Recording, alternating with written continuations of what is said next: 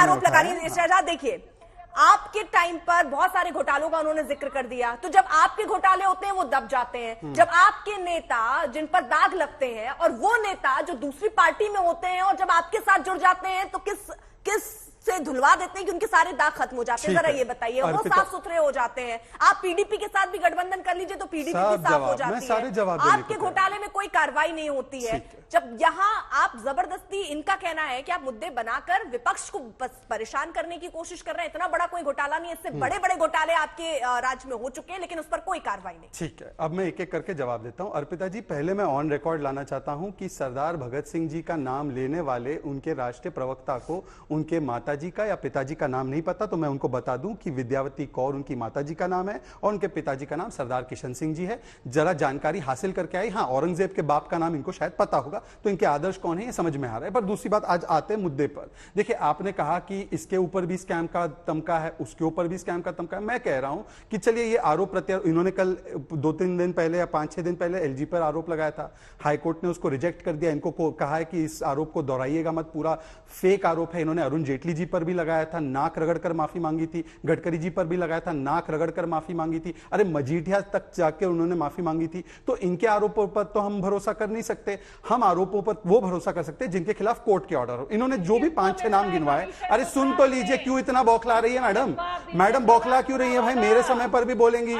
इनको बोलिए विज्ञापन नहीं है। अर्पिता जी, ये विज्ञापन नहीं है। दोनों को रोक दूंगी। देखिए, अभी 2 मेहमान और हैं। 1 सेकंड, 2 मेहमान मेरे और हैं, मैं उनके पास जा भी नहीं पाई हूँ। रीना जी, मैं आपसे जो सवाल पूछ रही हूँ वो आप उसका जवाब देना नहीं चाहती, आपके पास आवाज नहीं पहुंच रही है, ना पहुंचने की आप ये जो भी चल रहा है उससे आप जवाब तो नहीं दे रही। देखिए अर्पिता शहजाद जी से आपने ही सवाल पूछा ना कि घोटाले हुए, उन्होंने क्या कार्रवाई की। अब आप जरा शांत रहिएगा, अपनी बारी में प्लीज बोलिए, नहीं मैं आप दोनों को रोक दूंगी बड़ी माफी के साथ। शहजाद, मैं कह रहा हूं कि जिनका भी ये नाम ले रहे, हेमंत बिस्वा शर्मा जी हो गए, मुकुल रॉय वैसे टीएमसी में है, वो बीजेपी में नहीं है, मुकुल रॉय का नाम ले रहे, जिनके भी खिलाफ वो आरोप लगा रहे हैं, उनके खिलाफ अगर मान लीजिए हमारी एजेंसीज ने कोई कार्यवाही नहीं की, उनके पास तो 8-8 वर्ष थे, ये जाकर एक एफआईआर या एक क्रिमिनल कोर्ट में कंप्लेंट कर लेते। तो जैसे सोनिया गांधी राहुल गांधी में जो कंप्लेंट कार्रवाई हुई है वो क्रिमिनल कोर्ट से ही हुई है, तो इस प्रकार से उस पर भी हो जाती। इनके पास सबूत है तो इनको कोर्ट में जाना चाहिए था, अगर नहीं है तो बता दे कि केवल आरोप लगाने के लिए आरोप है। पर मैं जिनका जिक्र कर रहा हूं, चाहे वो मनीष सिसोदिया का स्कूल घोटाला हो, सीवीसी की रिपोर्ट है, चीफ सेक्रेटरी की रिपोर्ट है,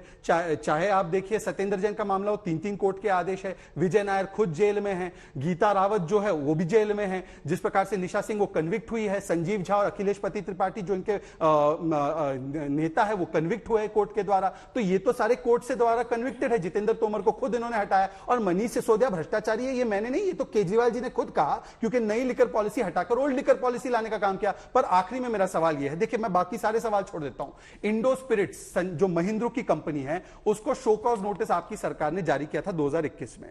रीना जी ये बता दीजिए कि 2022 आते आते आपने इस पर क्या कार्रवाई की, और कार्रवाई इसलिए नहीं की जैसे कि स्टिंग ऑपरेशन में देखा है कि 6% कमीशन, जो 2 से 12% कमीशन बढ़ाया था, उसका 6% कमीशन इनके पास आया और हर एक ठेकेदार से कम 100, 150, 200 करोड़ लिए गए और पंजाब के चुनाव में इस्तेमाल किए गए। ये इनकी हकीकत है, इसलिए जवाब बनते देता नहीं है इनके पास। ठीक है। अखिलेश जी को मैं जरा चर्चा में जोड़ना चाहूंगी, शांतनु जी को भी। शांतनु जी मैं आ रही हूं बड़ी माफी के साथ। अखिलेश जी आप अपनी बात रखिए 10-20 सेकेंड पे, फिर शांतनु जी आ रही हूं आपके पास पे।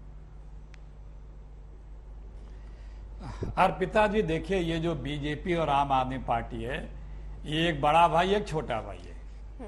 दोनों के लिए जो भ्रष्टाचार है वो शिष्टाचार है। दोनों के लिए एक ऊंची ऊंची बड़ी बड़ी बातें बताएंगे, आदर्श की बात करेंगे और करेंगे उसके विपरीत। परनिंदा और आत्म प्रशंसा इनका लोगो है। इसके अलावा बियॉन्ड किसी की ये बात करते नहीं है। बस हम ही एक हैं जो बहुत अच्छे हैं और जो दूसरा है अपोनेंट है वो बहुत बुरा। ये दोनों लोगों का ये चरित्र एक ही है, क्योंकि एक दूसरे के द्वारा ये पालित पोषित और पैदा किए गए लोग हैं। मुद्दों की बात नहीं करेंगे, न बीजेपी करेगी ना आम आदमी पार्टी करेगी।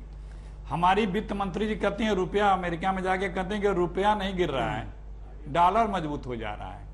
लेकिन ये तब समझ में आया जब ये गिरने लगा, जब विपक्ष में थी तो इनको कुछ और समझ में आता था।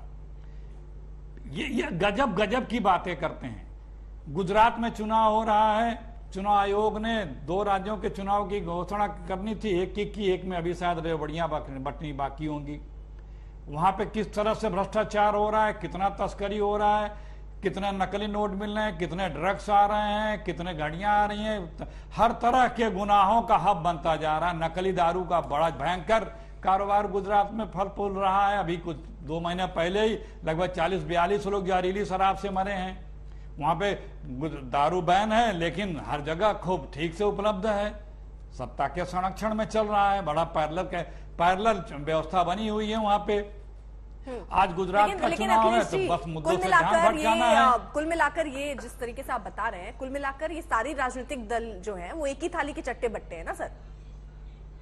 जी नहीं, सारी राजनीतिक दल नहीं, ये दोनों भाई की बात मैंने की। तो सर कौन इस थाली का चट्टा बट्टा नहीं है? विश्वसनीय पार्टी है। अच्छा, मैं क्या कहा आपने? नहीं, कौन इस थाली का चट्टा बट्टा नहीं है? कांग्रेस पार्टी जो है, कांग्रेस अपने जो वादे करती है, जो बात करती है, वो उस पर खरी उतरती है, उसका पालन करती है। हाँ। और मुद्दों की राजनीति करती है, झूठ नहीं बोलती, असत नहीं बोलती है, भरमाती नहीं है, झूठे सब्जबाग नहीं दिखाती है। आपको मोदी जी से पूछिए ना, या 2022 तक नहीं, जैसे मैं आपको उदाहरण दे दूं, 10 सेकंड दीजिए मुझे। आदरणीय मोदी जी ने कहा था 3 साल पहले से बता रहे हैं कि 2022 तक हर परिवार को पक्का घर होगा, घर में नल होगा, नल में जल होगा, उसमें LED लाइट होगी और उसमें शौचालय होगा। मोदी जी जिक्र कर रहे हैं, 100 स्मार्ट सिटी का बता रहे हैं, तो जिक्र